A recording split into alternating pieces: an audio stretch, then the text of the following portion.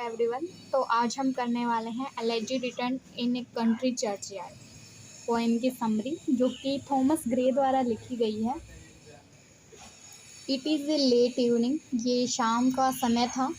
Darkness is fast spreading, अंधेरा जो है वो तेज़ी से छा रहा था। देयर इज साइलेंस एवरीवेयर, वहाँ चारों तरफ जो है चुप्पी छाई हुई थी। No sound is here except the humming of the beetle and hooting of the owl. वहाँ पर और कोई आवाज़ नहीं आ रही थी, सिर्फ एक भंवरे के भिनभिनाने की और एक उल्लू के बोलने की आवाज़ आ रही थी। The poet sees some graves in the country churchyard. कवि अपने उस गाँवी देहात में, उस मोहल्ले में एक कब्रिस्तान देखता है, जहाँ पे in this graves lie the simple forefathers of the village, जहाँ पर उन सीधे साधे लोगों को दफनाया गया था, उनके पूर्वज। दीज पीपल वर अलाइव, जब ये लोग जीवित थे। They enjoyed the sweet pleasure of life, वे लोग अपने जीवन के सुख को इंजॉय करते थे, उन्हें अच्छी तरह से अपनी ज़िंदगी बिता रहे थे। व्हेन दे वर अलाइव, जब वे जिंदा थे। Their wives were busily for them, उनकी पत्नियां उनके लिए हर समय व्यस्त रहती थी, उनके लिए काम करती रहती थी। Their children waited earlier for their return home in the evening, उनके बच्चे जो है वो बहुत ही बेसब्री से उनके आने का, शाम को उनके घर आने का वेट करते थे। But now their wives and their children do not wait for them, लेकिन अब उनकी पत्नियां और उनके बच्चे उनका इंतज़ार नहीं करते हैं।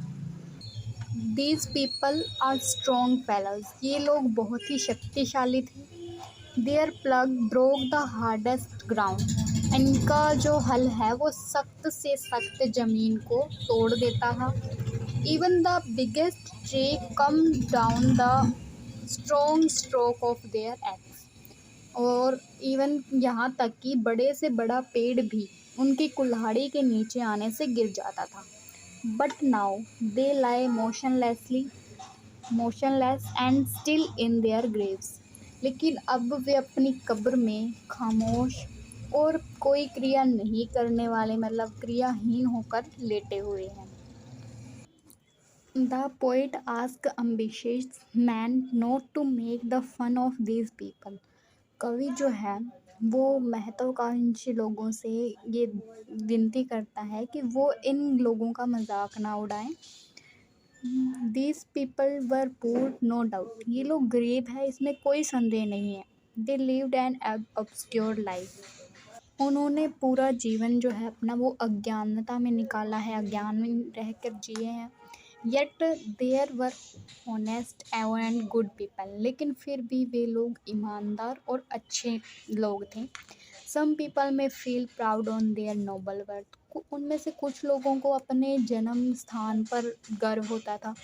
अदर में feel proud on their power, कुछ लोगों को अपनी शक्ति पर गर्व महसूस होता था। स्टिल अदर्स में be proud on there beauty and wealth, फिर भी वहाँ कुछ लोग ऐसे हैं जिन्हें अपनी सुंदरता और अपने धन पर गर्व महसूस होता है। But fame and power can not save a man from death, लेकिन शक्ति और धन का जो घमंड है वो किसी भी इंसान को मृत्यु से नहीं बचा सकता। एवरी मैन ग्रेट और small must die one day, हर व्यक्ति चाहे वो बड़ा हो छोटा हो एक दिन मरता है। On the other hand the paths of glory lead to the grave, उसके दूसरी ओर शान के रास्ते से एक व्यक्ति मृत्यु की ओर जाता है। No memorials are build in honour of the poor blazers, इन गरीब लोगों की याद में कोई भी स्मारक नहीं बनाता, कोई भी इन्हें याद नहीं करता। दीज पीपल लिव्ड अननोन, ये लोग अज्ञानता में जीते हैं, मतलब इनके बारे में किसी को पता नहीं होता। एंड डेड अनसंग, और मरने के बाद भी कोई इनकी प्रशंसा में गीत नहीं गाता। But memorials and mountains serve no useful purpose, परंतु जो स्मारक और समाधियाँ बनाई जाती हैं उनका कोई भी लाभ नहीं है। The ashes of the great are kept in beautiful decorated urns, जो महान लोगों की अस्थियां होती है वो बहुत ही सुंदर ढंग से सजाकर कलश में रखी जाती हैं। सॉन्ग्स आर संग इन देयर होनर, उनके सम्मान में गीत भी गाए जाते हैं। But those beautiful urns can not restore their breath, लेकिन ये सुंदर कलश जो है वो उनकी सांसों को वापस नहीं ला सकती। The song संग्स in their honour can not move them, उनके द्वारा उनके सम्मान में गाए गए जो गान गीत हैं वो उन्हें मूवमेंट नहीं करवा सकती, यानी वो उन्हें उनसे क्रिया नहीं करवा सकते कोई। If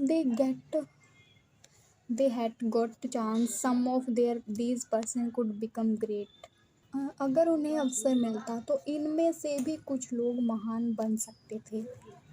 but because of their poverty they did not get the opportunity to show their worth, लेकिन उनके गरीबी के कारण उन्हें ये मौका नहीं मिलता कि वो अपना जो गुण है वो दुनिया के सामने प्रदर्शित कर सके।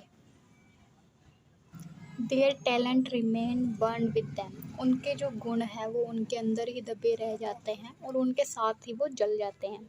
देयर वर्थ रिमेन अननोटिस, वो हमेशा अनदेखे रह जाते हैं, उनके जो गुण हैं वो। The people who lie in these common Graves died unknown, जो लोग इन साधारण कब्रिस्तान में साधारण कब्रों में लेटे हुए हैं वो लोग अयोग्य नहीं हैं, अयोग्य नहीं है।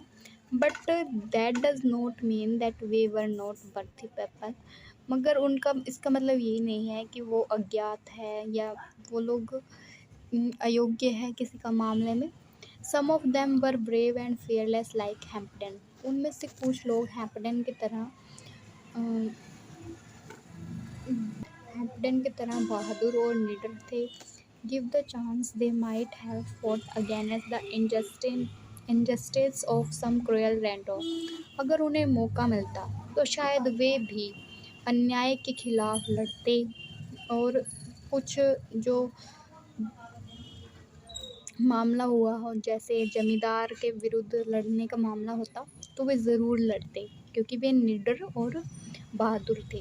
सम of them could have great poets like Milton, उनमें से कुछ मिल्टन की तरह महान कवि बन सकते थे। And some of them was a Cromwell, और उनमें से कुछ लोग क्रोमवेल की तरह बहादुर बन सकते थे। But there poverty at least saved them from becoming criminals, लेकिन उनकी जो गरीबी है उसने कम से कम उन्हें कोई गुनहगार बनने से तो बचा लिया।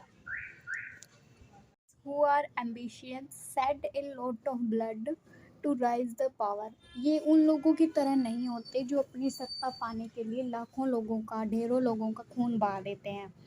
दे शट द गेट्स ऑफ मेकरी ऑन मैनकाइंड, वो लोग मानवता का दरवाज़ा अपने लिए बंद कर लेते हैं। But these common people had no ambition, लेकिन इन साधारण लोगों का ऐसा कोई भी महत्व नहीं होता, ऐसा कोई भी मकसद नहीं होता जिसके लिए ये कुछ किसी का खून बहाए या कोई जुर्म करे। Therefore they saved from such criminals act, इसीलिए वो कुछ ऐसे गुनाह करने से बच जाते हैं जो कि महत्वाकांक्षी लोग करते हैं। They lived for the ignoble struggle of the noisy town, वे लोग शोर शराबे वाले शहरी क्षेत्रों से दूर रहते हैं। Where people remain madly busy in the pursuits of material life, वो ऐसी जगह से बहुत मतलब शोर शराबे वाले जगह से दूर रहते हैं जहाँ पर लोग भौतिक वस्तुओं को इकट्ठा करने के लिए भाग दौड़ करते रहते हैं, यानी कुछ चीज़ों के पीछे अपनी लाइफ जो अपनी पूरी ज़िंदगी है वो कुछ चीज़ें कमाने के पीछे ही व्यर्थ कर देते हैं। These people lived A peaceful life, ये लोग अपना जीवन जो है शांतिपूर्ण तरीके से व्यतीत करते हैं। But they too had a desire to be remembered after death, लेकिन उनकी भी एक इच्छा थी कि उन्हें भी लोग मरने के बाद याद करें। So when they dead their relatives raised little monuments over the graves, सो इसीलिए उनके मरने के बाद उनके रिश्तेदारों ने उस कब्र के पास कुछ स्मारकें बना दी। They should got some rough words from the Bible inscribed on the shapeless stones। वहाँ पड़े आसपास पत्थरों पर उन्होंने बाइबल से कुछ पंक्तियाँ भी वहाँ लिखी। The poet is mindful of the wish to dead to be remembered. कवि को भी उनकी ये इच्छा पसंद आई, उनकी भी इच्छा थी कि लोग इन्हें भी याद करें। So he has own humble way he has tried to relate their story in this poem. इसीलिए उसने एक प्रयास किया और उनकी स्टोरी को, उनकी कहानी को इस कविता के माध्यम से बताने का। He hopes that like these people he will also remembered after death. उन्हें उम्मीद है, यानी कवि को उम्मीद है कि उन लोगों की तरह ये भी मरने के बाद याद किए जाएंगे। The poet hopes that after him some loving man will visit the churchyard and will make inquiry about him। कवि को ये उम्मीद थी कि उसकी मृत्यु के बाद कुछ उसे प्यार करने वाले लोग आएंगे, मतलब उसे पसंद करने वाले लोग आएंगे, उस कब्रिस्तान में आएंगे और उसके बारे में पूछताछ करेंगे। Some villager will tell him that he had often seen the poet at the time of daybreak, walking fast order to see the sun rising from the grassy hilltop। उनमें से कुछ लोग मिलेंगे गांव के, जो कि उसे बताएंगे कि वे अक्सर कवि को यहाँ आते हुए देखा करते थे। सुबह वह दौड़ता हुआ आता था और सूर्य को उदय होता हुआ देखने के लिए from the grassy hill top, पहाड़ पे ऊंची चोटियों पे जो घास लगी है उनके पास। But one morning he did not find the poet on the order to see the sun rising from the grassy hill top. लेकिन एक दिन कवि को वहाँ नहीं देखा गया, वहाँ पर सूर्य उदय को देखने के लिए नहीं आया। And next morning he saw the poet carried in a funeral procession along the churchyard path। लेकिन अगले ही दिन वो लोग देखते हैं कि कवि की जो अस्थियां हैं, कवि की जो अर्थी है उसे ले जाया जा रहा है कब्रिस्तान की ओर। Then the poet thinks of his own epitaph. तब उसके बाद कवि सोचता है उसके मृत्यु के बाद उसकी कब्र पर कौन से शब्द लिखे जाएंगे। He imagines that after his death there would a simple epitaph on his grave। कवि सोचता है कि उसके मरने के बाद उसकी जो कब्र है उस पर कुछ साधारण वाक्य ही लिखे जाएंगे। The epitaph would describe his ordinary family। जो शब्द वहाँ लिखे जाएंगे वो उसके परिवार के बारे में, his melancholy life, उसकी जो उदासी भरा जीवन था उसके बारे में, एंड जनरल नेचर, और उसके स्वभाव के बारे में लिखे होंगे।